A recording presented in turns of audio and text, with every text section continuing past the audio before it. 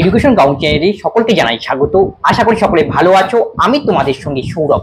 আজকে আমরা WBSSC group D এবং ক্লার্কশিপকে টার্গেট করে একটি ম্যাথ এবং জিকে সেট নিয়ে আলোচনা করব। এর আগের ক্লাসে আমরা WBSSC গ্রুপ ডি এবং ক্লার্কশিপের একাধিক ক্লাস করানো হয়েছে এবং RRB গ্রুপ ডি এবং NTPC এর বিভিন্ন অঙ্কের ক্লাস এবং একটি সায়েন্সের ক্লাস রয়েছে যা আমাদের প্লেলিস্টে দেওয়া রয়েছে। যাদের প্রয়োজন তারা সেখানে দেখতে পারো। আশা করি সেই ক্লাসটি তোমাদের আসন্ন যে কোনো পরীক্ষার জন্য হেল্পফুল হবে।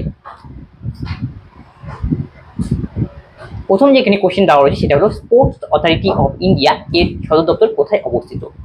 এর সদর দপ্তর নতুন দিল্লিতে অবস্থিত। এর স্থাপিত হয়েছে 1984 সালে। পদার্থের পঞ্চম অবস্থা কোনটি? সায়েন্স থেকে কোশ্চেন।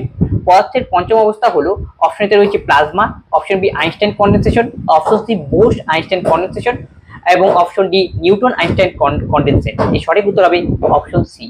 এবং যদি তোমাকে জিজ্ঞেস করে পদার্থের চতুর্থ অবস্থা কি, চতুর্থ অবস্থা, সেক্ষেত্রে তোমাকে অ্যান্সার করতে হবে প্লাজমা। প্লাজমা হলো পদার্থের চতুর্থ অবস্থা। প্রথম দ্বিতীয় কি আমরা কি জানি? কোন একটা পদার্থ কঠিন, তরল, গ্যাসীয় অবস্থা থাকে, এর প্রথম দ্বিতীয় এবং তৃতীয় অবস্থা। তার চতুর্থ অবস্থা মানে প্লাজমা এবং চতুর্থ অবস্থাকে বলা হয় একটা পঞ্চম অবস্থা, সেটা হলো কি বোস আইনস্টাইন কনডেনসেশন। এটি হলো পঞ্চম অবস্থা।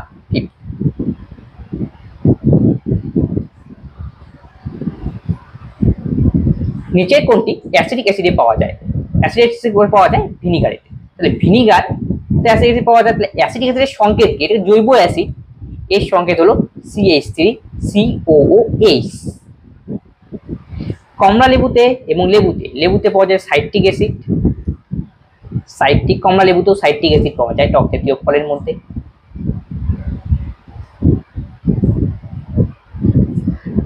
তেঁতুলের মধ্যে পাওয়া যায় টার্টারিক অ্যাসিড।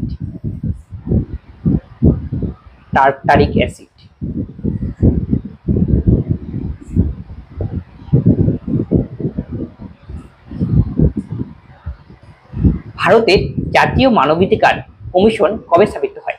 1993 সালে স্থাপিত হয় 12ই অক্টোবর।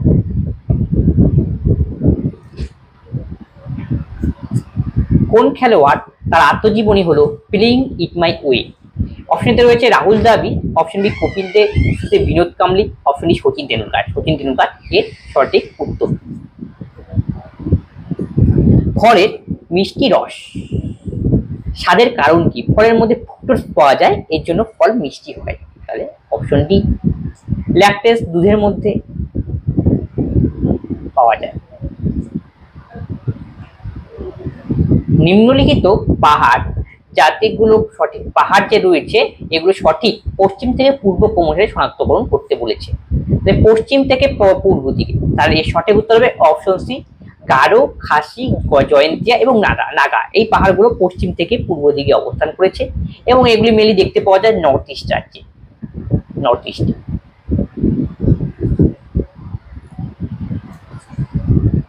অশোকের অনুসারে রাজা হওয়ার কত বছর পর অশোক কলিঙ্গের বিরুদ্ধে যুদ্ধ ঘোষণা করেন? যে কলিঙ্গ যুদ্ধ রয়েছে সেটা।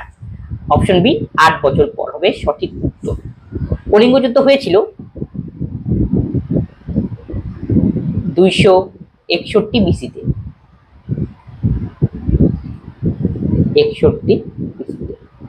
আর অশোক সিংহাসনে বসেন 269 বিসিতে। সিংহাসন আরোহণ করেন সিংহাসন। আর কলিঙ্গ যুদ্ধ হয়েছিল 261 বিসিতে। এই কলিঙ্গ যুদ্ধে অশোক তো প্রচুর যুদ্ধ করেছিল এবং অশোকের অনেক সৈন্য, অনেক ক্ষয়ক্ষতি হয়েছিল। এই সময় এই যুদ্ধের পর অশোক চণ্ডাশোক থেকে মহাশোকে পরিণত হয়। চণ্ডাশোক থেকে মহাশোকে পরিণত হয়।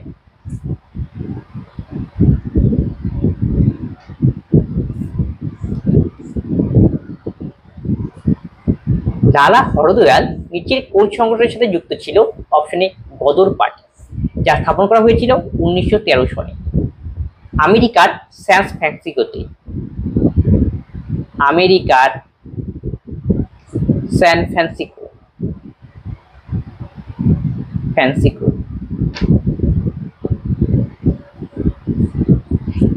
এর প্রধান অনুচর লালা হরদয়াল এবং প্রেসিডেন্ট ছিলেন সোহন সিং ভাগনার।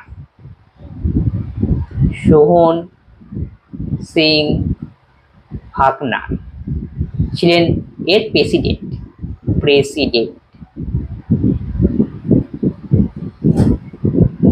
তারপরে স্বরাজ প্রতিস্থাপিত হয়েছিল 1923 সনে। মতিলাল নেহেরু দেশবন্ধু চিত্তরঞ্জন দাস এটি স্থাপনে গুরুত্বপূর্ণ ভূমিকা পালন করেছিলেন। মতিলাল নেহেরু আর চিত্তরঞ্জন দাস, রঞ্জন দাস। নেক্সট কোশ্চেন, হুমায়ুন নামা লিখেছেন গুলবেদুম বেগম, তিনি হুমায়ুনের কে ছিলেন? হুমায়ুনের সিস্টার ছিলেন। অপশন এ হবে সঠিক উত্তর। হুমায়ুন একজন মোগল সম্রাট, বাবর চেয়েছিল হুমায়ুন।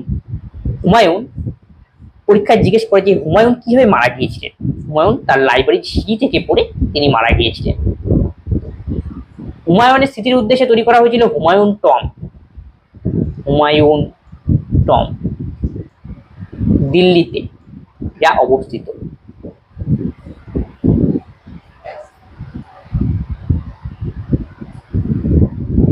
রাজীব গান্ধী খেলরত্ন পুরস্কার কত সালে দেওয়া শুরু হয়? অপশনে 1991 থেকে 1992 সন এই সময় রাজীব গান্ধী খেলরত্ন পুরস্কার, এটা হলো ভারতের খেলার উপর সর্বোচ্চ পুরস্কার। খেলার উপর সর্বোচ্চ পুরস্কার, সর্বোচ্চ পুরস্কার। প্রথম এই পুরস্কারে ভূষিত হয়েছিল বিখ্যাত দাবাড়ু বিশ্বনাথ আনন্দ। বিশ্বনাথ আনন্দ তিনি প্রথম এই পুরস্কারে ভূষিত হন। বিশ্বনাথ আনন্দ 1992। মনে রাখবে তাহলে খেলার উপর সর্বোচ্চ পুরস্কার হলো রাজীব গান্ধী খেলরত্ন পুরস্কার। এখন এই খেলার নাম দেওয়া রয়েছে, এই পুরস্কারের নাম major Dhyan Chand award. Major Dhyan Chand award নাম পরিবর্তন করা হয়েছে, চাঁদ অ্যাওয়ার্ড। আর ধ্যানচাঁদকে বলা হয় হকির জাদুকর। হকির জাদুকর।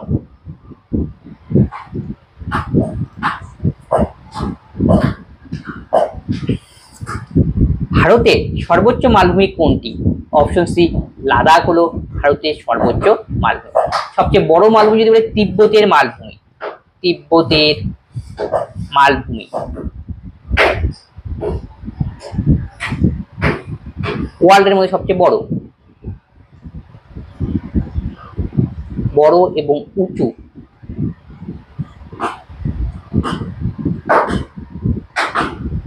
নিম্নলিখিত কোন শ্রেণীর প্রাণীর দুই কক্ষ বিশিষ্ট হৃৎপিণ্ড রয়েছে? অপশন এ মৎস্য, অপশন বি উভচর সরীসৃপ, কেবলমাত্র সরীসৃপ কেবলমাত্র উভচর। এর সঠিক উত্তর অপশন এ মৎস্য। মাছেদের হৃৎপিণ্ডে দুটো প্রকোষ্ঠ দেখতে পাওয়া যায়, আর আমাদের উন্নত মানের হৃৎপিণ্ডে 4টি প্রকোষ্ঠ থাকে। সেটি হলো বাম অলিন্দ, বাম নিলয়, ডান অলিন্দ, ডান নিলয়। তাহলে মানুষের দেহে এবং স্তন্যপায়ীদের হৃৎপিণ্ডের 4টি প্রকোষ্ঠ। স্তন্যপায়ীদের হৃৎপিণ্ডে, স্তন্যপায়ী, পক্ষী এদের হৃৎপিণ্ডের মধ্যে রয়েছে 4টি প্রকোষ্ঠ। হার্টের মধ্যে 4টি প্রকোষ্ঠ। এবং এখান থেকে মনে রাখো উভচর এবং সরীসৃপ এদের রয়েছে 3টি প্রকোষ্ঠ। কিন্তু ব্যতিক্রম একটা মনে রাখবে, সরীসৃপ হিসাবে কুমিরের রয়েছে 4টি প্রকোষ্ঠ হৃৎপিণ্ডের মধ্যে। শীতলতম বায়ুমণ্ডলীয় স্তর কোনটি? অপশন হচ্ছে troposphere, option B ionosphere, option C exosphere, option D mesosphere. Mesosphere হবে সঠিক উত্তর। আর এগুলি বিভিন্ন বায়ুমণ্ডলীয় স্তর। আর স্ট্র্যাটোস্ফিয়ারকে বলা হয় শান্ত মণ্ডল। স্ট্র্যাটোস্ফিয়ার কে বলা হয় শান্ত মণ্ডল।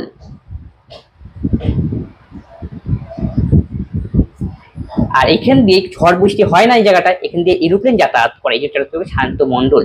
আর বায়ুমণ্ডলের শীতলতম হল মেসোস্ফিয়ার, আর সবচেয়ে উষ্ণতম বলা হয় আয়নোস্ফিয়ারকে। উষ্ণতম সবচেয়ে এটি হবে আয়নোস্ফিয়ার। নিচের মধ্যে কোন শব্দটি রেশম উত্তোলনের সঙ্গে যুক্ত? অপশন এ সেরিকালচার, এপিকালচার মৌমাছি, সিলভিকালচার হলো গাছ চাষ, আর ফ্লোরিকালচার ফুল চাষ। এবার একটা ম্যাথের অঙ্ক। কত শতাংশ চক্রবৃদ্ধি সুদের হারে 1250 টাকা সুদ আসলে 2 বছরে এত টাকায় হবে? এখানে আমাকে সুদের হার বের করতে বলেছে। তাই সুদের হার কি? কম্পাউন্ড ইন্টারেস্টের অঙ্ক। তাহলে আমাদের ফর্মুলা জানি amount equal to P into 1 plus R by 100 to the power N. অ্যামাউন্টের মান এখানে হলো আমাদের 1800, আর পি এর মান 1250, পিটাকে নিচে নিয়ে আসলাম। 1 প্লাস আর এর মান আমাকে নির্ণয় করতে বলেছে এবং 2 বছরের ক্ষেত্রে। একে যদি আমরা কাটাকাটি করি, কাটলাম, তাহলে 5 দিয়ে কাটাকাটি করো, 5 দিয়ে কাটাকাটি করে 3 5 15, 4 40, 3 5 15 30, 5 6 30, 5 25 125। তাহলে এটাকে আমি লিখতে পারি 6/5 তার whole square 1 plus R by 100 তার whole square. Square square out হয়ে গেল। 6/5 minus 1 equal to R by 100। তাহলে 6 থেকে 5 গেলে 1/5, 5 কুড়ি 100, তাহলে 20%। ক্যালকুলেশন করলে এখান থেকে আমরা আর এর মান বের করলাম 20%। একটি সংখ্যাকে 26 দ্বারা ভাগ করলে আমরা ভাগফল 85 পাই, অবশিষ্ট 14 পাবো। তবে সংখ্যাটি কত? তাই নাম্বার ইজ ইকুয়াল টু ভাজ্য গুণন ভাজক যোগ ভাগফল। তাহলে 24 দিয়ে ভাগ করা হলো, তাই এটা আমাদের কি ভাজক 26, আর ভাগফল আমাদের 24 দিয়ে ভাগ করলে আমরা ভাগফল হিসাবে, সরি লিখতে ভুল করে পেয়েছি,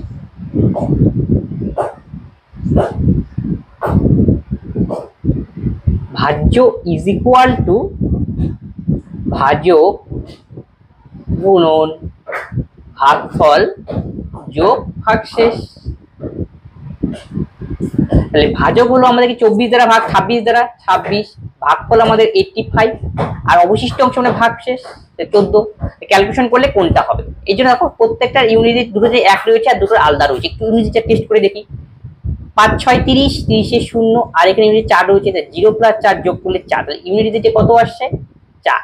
কোন অপশনের মধ্যে ইউনিট 4 রয়েছে? শুনি আমরা এই ক্যালকুলেশন করলে আমরা পাবো 222 আর 4। সাজিদ 60 কিলোমিটার গতিতে 6 ঘন্টা পর্যন্ত যায় এবং 50 কিলোমিটার গতিতে 4 ঘন্টা পর্যন্ত গাড়ি চলে। সমগ্র যাত্রায় গড় গতিবেগ কত? তাহলে এভারেজ স্পিড আমাকে বের করতে বলেছে। এর ফর্মুলা হলো total distance by total time. তাহলে 60 কিলোমিটার পার হবে 6 কিমি ঘন্টা যায়, তাহলে টোটাল ডিস্টেন্স 6 দিয়ে গুণ করতে হবে 360, এবং 50 কিলোমিটার পার হবে 4 ঘন্টা যায়, তার মানে হলো 200। টোটাল ডিস্টেন্স, টোটাল টাইম হলো 6 4 10। তাহলে এই 0 এই 0 এই 0 কাটো, তাহলে 30 আর 2 50, 6 56 kilometre per hour. Option B. পরেরটা হচ্ছে P is to Q is to R এর মান কত? তাহলে 9P is equal to 16Q। আমি দেখো পরের যে কন্ডিশন এখানে আমি R দিয়ে গুণ করে দেই, তাহলে R দোকানে 16Q, 5 8 40 আর। তাহলে আমি লিখবো এখন 9P equal to 16Q equal to এখন 40 আর। এখান থেকেই আমাকে নির্ণয় করতে হবে P is to Q is to R কত। তাহলে দেখো এর জন্য শর্টকাট জন্য কি, যখন P এর মান বের করবো P টাকে আমরা নেব না, Q আর R এর সামনে গিয়ে সেটাকে গুণ করবো 16 ইন্টু 40। 1 নম্বর। যখন Q মান বের করবো Q কে নেব না, তাহলে P এর সামনে 9 আর R এর সামনে 40, 9 ইন্টু 40। যখন R এর মান বের করবো R কে নেব না, তাহলে 16 ইন্টু 9। এবার তোমাকে সিম্পলিফিকেশন করতে হবে। আমি দেখো 4 দিয়ে কাটাকাটি করি, 4 10 এ 40, 16 ইন্টু 10, 4 10 এ 40, 9 10 এ 90, 4 4 16, 4 9 36। আবার দেখো এটা আবার যাচ্ছে 2 দিয়ে, 2 দিয়ে কাটলে 5, 2 দিয়ে 45, 2 দিয়ে 18। তাহলে আলটিমেটলি আমরা পাবো 5 16 80, 45 এবং 18। Option C. সুদের হার 25%, 1 বছরে এত টাকা চক্রবৃদ্ধি সুদ করো, সুদ যদি অর্ধবার্ষিকী হয়, তাহলে অর্ধবার্ষিকী আসলে তোমাকে দুটো জিনিসকে অ্যাডজাস্টমেন্ট করতে হবে, সেটা হলো ইয়ার এবং rate of interest. Rate of interest কত হবে? 25%। যে কত বছর অর্ধবার্ষিকী হারে, তাহলে এটাকে 25-এর অর্ধেক হয়ে যাবে, তার মানে রেট অফ ইন্টারেস্ট। তাহলে 12.5%, 12.5% মানে ফ্র্যাকশনে জানি আমরা 1/8। ইয়ার কত হবে? 6 মাস অন্তর অন্তর, 1 বছরে 6 6, তার মানে কি ইয়ার আমাকে নিতে হবে 2 বছর। প্রিন্সিপাল হলো আমাদের 8800। এখান থেকে আমাকে বের করতে বলেছে চক্রবৃদ্ধি সুদ কত, কম্পাউন্ড ইন্টারেস্ট কত। এই হলো অঙ্ক। তাহলে এই টাইপের অঙ্ক দিয়ে দুটো জিনিসকে অ্যাডজাস্ট করবো আমরা, সেটা রেট অফ ইন্টারেস্ট আর ইয়ার। 6 মাস অন্তর, তাহলে 25-এর অর্ধেক করে দিলাম, তাই 12.5, ফ্র্যাকশনে লিখলে 1.8। কত বছর? 2 বছর। 1 এই যে 2, তাহলে প্রথম ক্ষেত্রে কত 8,800 টাকার উপর 12.5%, 12.5% 1/8, 8,800 কে 1/8 দিয়ে গুণ করবো, তাহলে 811,000। আর দ্বিতীয় বছরে কি হবে, এর উপর আবার ইন্টারেস্ট হবে 12.5%, 12.5% 1/8 দিয়ে গুণ, সেটাই হবে তার মানে 110। আবার 110 এর উপর 12.5%, 110 কে আমি 1/8 দিয়ে গুণ করবো, তাহলে 1100 যোগ করলে হয় আমাদের 2200। এই টোটালটা যোগ করলে হবে আমাদের কম্পাউন্ড ইন্টারেস্ট। এখন 1100 কে 8 দিয়ে ভাগ, যদি ভাগ করি তাহলে 8 কে 8, 11 থেকে 8 গেলে 3, 30, 4 7 28, 2 20, 20, তাহলে 8 দোকানে আরেকবার চেক করে নিচ্ছি, 8 কে 8, 11 থেকে 8 গেলে 3, 30, 30 গেলে 3 8 24, সরি 8 কে 8, 11 8 গেলে 3 30, 3 8 24, 6 60, 7 8 56, 4 40, তাহলে 137.5। তার মানে এর দুটো যোগ করে হলো আমাদের 2200 প্লাস 137.5, তাহলে 7 3 3 2.50, 2337.50, অপশন বি। স্থির জলে একটি নৌকার গতিবেগ 15 কিলোমিটার পার আওয়ার, যদি নৌকা স্রোতের অনুকূলে যাত্রার জন্য ধার্য সময়, স্রোতের প্রতি যাত্রা সময়ের 1/5 অংশ, তবে স্রোতের গতিবেগ কত? তার মানে আপস্ট্রিমের টাইম আর ডাউনস্ট্রিমের টাইমের মধ্যে রিলেশন দেওয়া রয়েছে। স্রোতের অনুকূলে যাত্রার জন্য ধার্য সময় প্রতিকূলে যাত্রার ধার্য সময়ের 1/5 অংশ, তাহলে প্রতিকূলকে আমি 5 ধরলাম, তাহলে অনুকূলের সময় কত হবে 5 এর 1/5, তার মানে হবে 1। এটা টাইমের রিলেশন। এটা হলো টাইম, টাইমের সঙ্গে স্পিডের আমরা কি জানি ব্যস্ত সম্পর্ক, তাহলে এটা হবে 1:5। এখান থেকে আমি বের করব বোট আর স্টিম। বোট মানে কি আপ আর ডাউনের স্পিড যোগ করে 2 দিয়ে ভাগ, তাহলে 5 থেকে 6, তাকে 2 দিয়ে ভাগ করলে 3। স্টিম মানে বিয়োগ করে 2 দিয়ে ভাগ, 5 থেকে 1 বিয়োগ করলে 4, 4 থেকে 2 বিয়োগ ভাগ করলে 2, তাহলে স্টিমের গতিবেগ অনুপাত হিসাবে। এখন এখানে আমাকে দেওয়া রয়েছে নৌকার গতিবেগ 15, নৌকা মানে বোট, বোটের ভ্যালু 15, তাহলে 3 এর ভ্যালু হলো 15 কিলোমিটার পার আওয়ার, তাহলে 1 এর ভ্যালু 5, আমাকে বের করি স্টিম মানে স্রোত মানে 2 এর ভ্যালু, অ্যান্সার হবে 10, অপশন এ। 10% ক্রমিক বৃদ্ধি 2% এবং দুটির ক্রমিক হ্রাসের সমতুল্য মান কত? 10% ক্রমিক বৃদ্ধি মানে কি a plus B plus ab by 100, তাহলে 10 প্লাস 10 মানে 20 প্লাস 10 ইন্টু 10 বাই 100, কাটাকাটি করলে 1, তার মানে 21। এবার বলছে ক্রমিক হ্রাস, তার মানে a plus minus a minus b minus a minus a plus ab by 100, তাহলে -10 প্লাস 10 ইন্টু 10 বাই 100 1, তাহলে -19। এই দুটোর অনুপাত কত? তাহলে 21:19, অপশন বি। 3 জন লোক কোন একটি কাজ 18 দিনে শেষ করে, 6 জন বা লোক 21 কাজ 18 দিনে শেষ করে, তবে 4 জন লোক এবং 4 জন একত্রে কত দিনে কাজটি করবে? টাইম এন্ড ওয়ার্ক রিলেটেড অঙ্ক, এই টাইপের অঙ্ক দিলে আমি লোক ম্যান আর বয়ের মধ্যে এফিসিয়েন্সি রেশিও নিয়ে আসবো, মানে কতজন লোক কতজন বয়ের সমান। তাহলে 3 জন ম্যান কাজটি করে 18 দিনে, 1 নম্বর কন্ডিশন। এটা ইকুয়াল টু কি 6 জন বালক ওই একই কাজ করে, তার মানে 18 দিনে। তাহলে এখান থেকে আমি বলতে পারি একজন ম্যান ইজ ইকুয়াল টু 2 জন বালকের সমান কাজ করে। তাহলে আমি কি করতে হবে, এই টাইপের অঙ্ক সব ম্যান দিয়ে অঙ্ক করতে হবে, হয় সব বয় দিয়ে। লাস্ট কন্ডিশনে দেওয়া রয়েছে 4 জন লোক 4 জন বালক, 4 জন লোককে আমি বালকে কনভার্ট করে নিই, তাহলে একজন ম্যান 2 জন বালক, তাহলে 4 জন ম্যান, তাহলে কত 4 দোকানে 8 জন বালক হবে, 8 জন বালক প্লাস 4, তাহলে 12 জন বালক কতদিনে কাজটা করবে সেটাই আমাকে বের করতে বলেছে। রিলেশন কার মধ্যে? বালক। তোমাকে এখন বালক নিয়ে কাজ করতে, বালক কোনটা রয়েছে? এই যে 6 জন বালক করে 18 দিনে, 6 জন বালক করে 18 দিনে, তাহলে একজনের বেশি সময় লাগবে, তাই গুণ করলাম, তাহলে 12 জন বালক কতদিনে করবে? 9 দিনে। স্থলবায়ু এবং সমুদ্র কি কারণে উৎপন্ন হয়? পর্যটন স্রোতের কারণে। বার্ষিক 4.5% হারে সরল সুদের জন্য এত টাকায় মূলধন কত সময় লাগবে 81 টাকা সুদ পাওয়ার জন্য? সরল সুদের অঙ্ক, তাহলে I = PTR / 100। I এর মান এখানে 81, P হলো 450 টাকা ইন্টু T, R এর মান 4.5 ডিভাইডেড বাই 100, এখানে একটা শূন্য, এই শূন্য কাটো, 9 নং 81, 5 নং 45, 5 20 100, 9 দিয়ে কাটাকাটি করলে 5, 4 5 20, টি এর মান আমরা এখান থেকে বের করে দিলাম 4।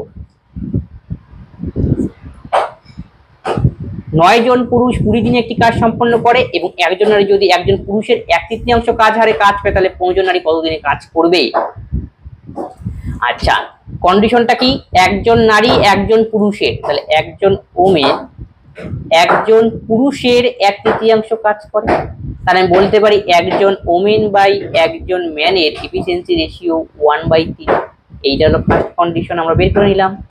তারপরে কি বলছে? 9 জন পুরুষ 20 দিনে কাজ করে, তাই টোটাল কত ইউনিট কাজ হবে? 9 × 20। এখন কি বলছে আমাদের? এটা পুরুষ কিন্তু, সেটা মাথায় রাখতে হবে। 15 জন নারী কতদিনে কাজ করবে? তাহলে দেখো 15 জন নারী কতজনে কাজ করবে, তাহলে আমি এখান থেকে আমি বলতে পারি যদি কোনাকুনি গুণ করি তাহলে কি পাবো? কোনাকুনি গুণ করতে পাবো আমি 3 women is equal two 1 man. তাহলে উপরে আমি কি দিয়ে অঙ্ক করছি? ম্যান দিয়ে, তাই নারীকে আমাকে ম্যানে কনভার্ট করতে হবে। তাহলে দেখো 15 জন নারী রয়েছে, 3 জন ওমেন 1 জন ম্যানের সমান, তাহলে 15 জনের 5 দিয়ে গুণ করলাম, 5 জন ম্যানের সমান। তাহলে 15 জন ওমেন ইজ ইকুয়াল টু 5 জন ম্যান। তাহলে 15 জন ওমেন জায়গায় আমি 5 জন ম্যান দিয়ে দিতে পারি। এই যে কত টাইম লাগবে? 4 9 36। নেক্সট অঙ্ক কি? একটি ট্রেন একটি খুঁটিকে অতিক্রম করে 9 সেকেন্ডে, যদি ট্রেনের গতিবেগ 38 কিমি পার হয়, ট্রেনের দৈর্ঘ্য কত? তাহলে একটি ট্রেন যখন একটি খুঁটিকে অতিক্রম করে 9 সেকেন্ড, ট্রেন যখন খুঁটিকে অতিক্রম করে ট্রেন তার নিজের দৈর্ঘ্য অতিক্রম করবে। তার মানে কি? ট্রেনের দৈর্ঘ্য মানে কি? ট্রেনের গতিবেগকে টাইম দিয়ে যোগুন করলেই হবে। আর যখন 20কে অতিক্রম করে ট্রেনের সঙ্গে 20টা জুড়ে দিতে অঙ্ক করতে হয় আমাদের ডিস্টেন্স বের করার সময়। তাহলে 9, আর ট্রেনের গতিবেগ 48 কিলোমিটার পার আওয়ার, তাহলে বড়কে ছোট বানাবো, কিলোমিটার পার আওয়ার থেকে মিটার পার সেকেন্ডে, তাই 5/8 দিয়ে গুণ করে দিলাম। এবার কাটাকাটি, 5 24 120। এখন তো এটা মিটার এসে গেল যেহেতু আমি ডিস্টেন্স বের করলাম।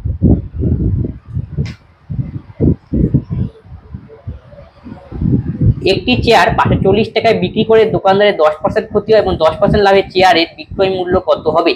তাহলে 540 বিক্রি করলো, তাহলে সেলিং প্রাইস দেওয়া রয়েছে 540। সেলিং প্রাইস থেকে আমি বের করবো প্রথমে 10% ক্ষতি, তার মানে এখান থেকে আমি বিক্রি করলে দোকানে 10% ক্ষতি হয়, তার মানে এত টাকায় বিক্রি করলে 10% ক্ষতি হবে। সেলিং প্রাইস থেকে আমি কস্ট প্রাইস বের করবো, তাহলে সেলিং প্রাইস থেকে কস্ট প্রাইস বের করবো 100 উপরে 10% ক্ষতি দেয়, 10 বিয়োগ করে দিলাম 90 নিচে। এবার কি বলছে? এটাকে আবার বিক্রয় করা হলো 10% লাভে, তাহলে এখানে সিপি বের হলো, সিপি থেকে আমাকে আবার বের করতে বলছে এসপি। 10% লাভ মানে 110/100। এখন আমাদের এসপি বাড়া 6 11 66।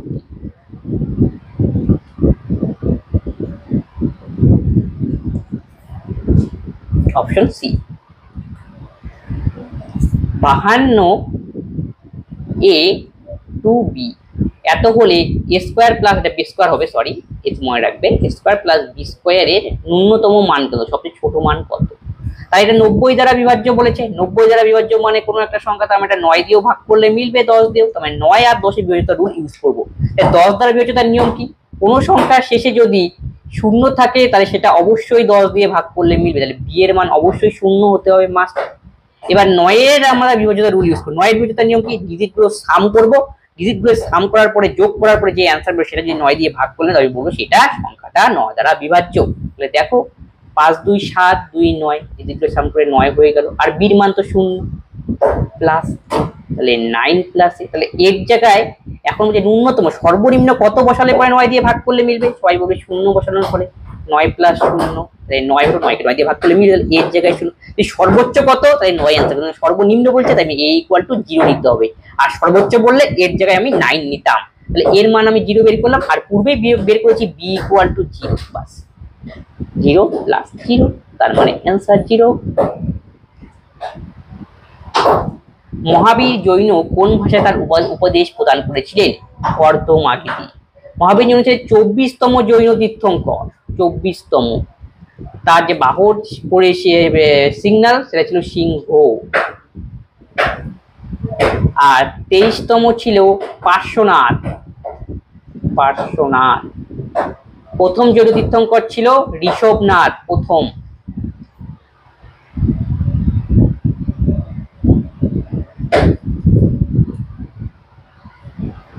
এ ও বি মোট এত টাকার বিনিময়ে ছোট শুরু করে, বছর শেষে তারা এত টাকা লাভ হয়, তাহলে বি লাভের ভাগ 600 টাকা হলে বি এর মূলধন কত? তাহলে আমি ধরলাম বির মূলধন এক্স টাকা,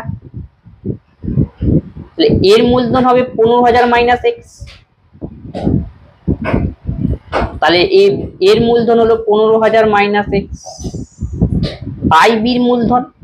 আর প্রত্যেকের টাকা সমান সময়ের জন্য কেটেছে বছরে, তার মানে একে যদি 1 দিয়ে গুণ করা যায়, একে 1 দিয়ে গুণ করা যায়, তার মানে এটাই আমাদের প্রফিটের অনুপাত, তাই না? যেহেতু প্রত্যেকের টাইম সমান আর 1 বছরে 1 কাটাকাটি যাবে, তার মানে কি অ্যামাউন্টকে টাইম দিয়ে গুণলে প্রফিট, এটা আমাদের প্রফিটের অনুপাত। তাহলে প্রফিটের দেওয়া রয়েছে বির প্রফিট 600, তাহলে বির মান হলো 600, বি আমরা কি এক্স, তাহলে এক্স এর ভ্যালু হবে 600 হয়েছে বির প্রফিট। দুজনের প্রফিটের সঙ্গে আমরা কম্পেয়ার করতে দিই। এর প্রফিট কত? টোটাল লাভ 2000 টাকা, তার মধ্যে বি যদি 600 হয় তাহলে এর কত হবে? 1400 টাকা। এর হলো 1400 টাকা। এই শূন্য এই শূন্য কাটো, 2 দিয়ে যদি কাটো তাহলে 7, এটা হবে 3, 3 পূরণ 45, 1 2 3 মাইনাস 3x, এখানে হবে 7x, তাহলে 7 আর 3 10x ইকুয়াল টু 45, 1 2 3, এটা কাটো, তাহলে x এর মান 4500, অপশন বি। এত টাকার উপর ত্রৈমাসিক হারে চক্রবৃদ্ধি বার্ষিক 16% 9 মাসের চক্রবৃদ্ধি সুদ কত? তাহলে প্রিন্সিপাল আমাদের 2,50,000 25 1 2 3 4, এটা আমাদের প্রিন্সিপাল। আর রেট অফ ইন্টারেস্ট 16%, কিন্তু চক্রবৃদ্ধি সুদ তার মানে 9 মাসের বের করতে হবে ত্রৈমাসিক হারে, রেট অফ ইন্টারেস্ট আর ইয়ারকে অ্যাডজাস্ট করতে হবে।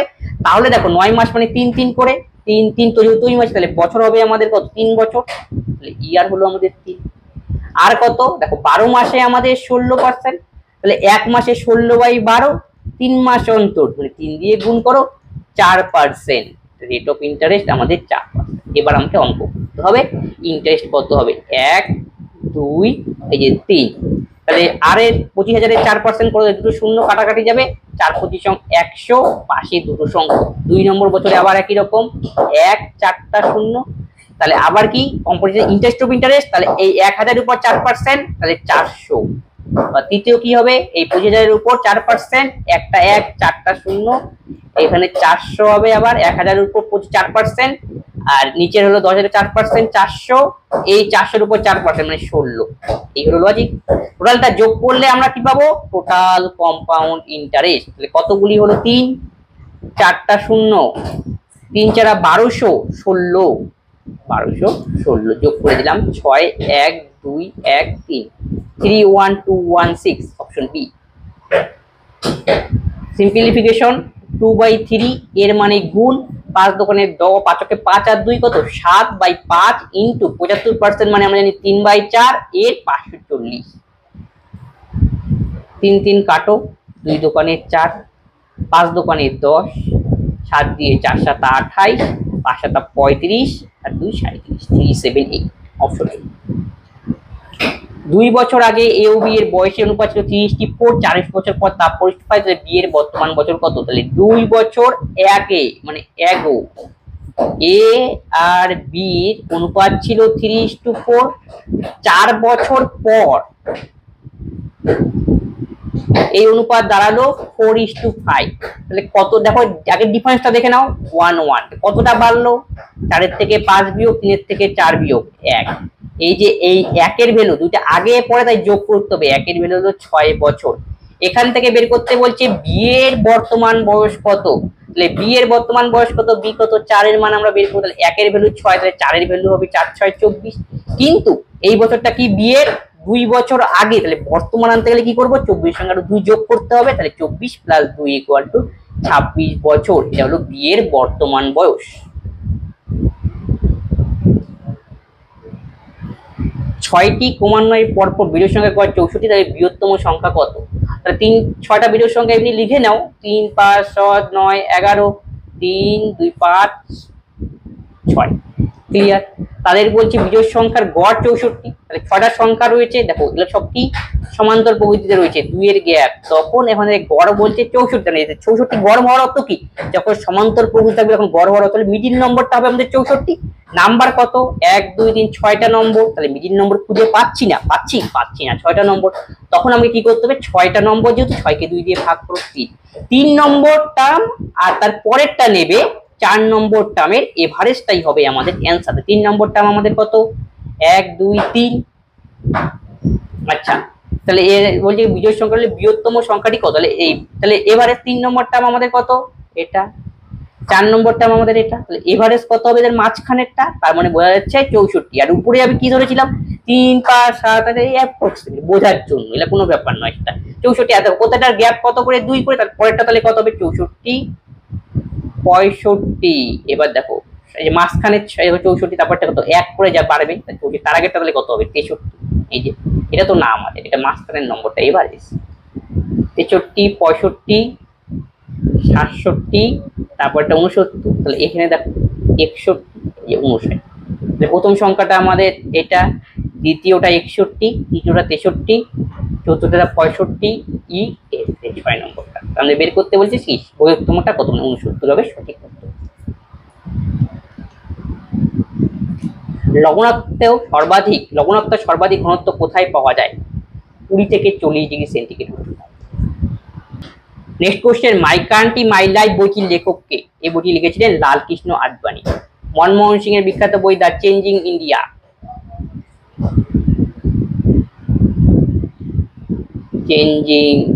ইন্ডিয়া,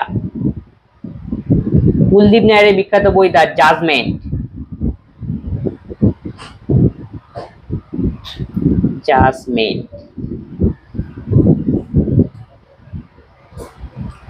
এক ব্যক্তি নৌকা চালিয়ে স্রোতের প্রতিকূলে 4 ঘন্টায় 16 কিলোমিটার যায়, স্রোতের অনুকূলে 6 ঘন্টায় 36 কিলোমিটার যায়, তাহলে স্রোতের গতিবেগ কত? তাহলে আপ স্ট্রিমের গতিবেগ কত, ডিস্টেন্স বাই টাইম, তাহলে 4 কিলোমিটার পার আওয়ার। ডাউন স্ট্রিমের গতিবেগ ডিস্টেন্স বাই টাইম, তাহলে 36 কে 6 দিয়ে ভাগ, 6 কিলোমিটার পার আওয়ার। এখন বলছে স্রোতের বেগ কত, স্রোত মানে ডাউন মাইনাস আপ বাই 2, তাহলে 6 মাইনাস 4 ডিভাইডেড বাই 2, 6 থেকে 4 গেলে 2, 2 কে 2 ভাগলে 1 কিলোমিটার পার আওয়ার। অপশনে সেটা নেই, তাই নান অফ দ্যাট। 15 জন লোক 25 ঘন্টায় 785 ঝোপ অপসারণ করে, তবে 5 জন লোক কাজ ছেড়ে দেয়, তাহলে 15 ঘন্টায় কতগুলি ঝোপ অপসারণ হবে? তার মানে formula time and work, M1 D1 T1 W2 M2 D2 T2 W1। তাহলে 15 জন লোক 25 ঘন্টায় 750 ঝোপ, মানে W কি 1 এর মান, W1 এখানে আসবে 750। আমাকে বের করতে হবে কি W2 এর মান, W2 এখানে ফাঁকা থাক।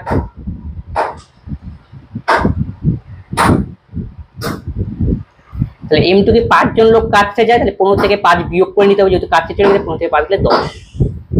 15 ঘন্টায় ইনটু 15, এই হলো অঙ্ক। 30 15 15 কাটো, W2 এর মান হবে 300। এটাই আমাকে বের করতে হবে, অপশন এ।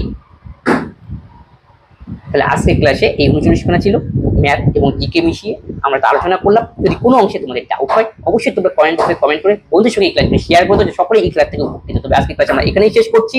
পরবর্তী ভিডিওতে আবার তোমাদের সঙ্গে দেখা হচ্ছে। ধন্যবাদ।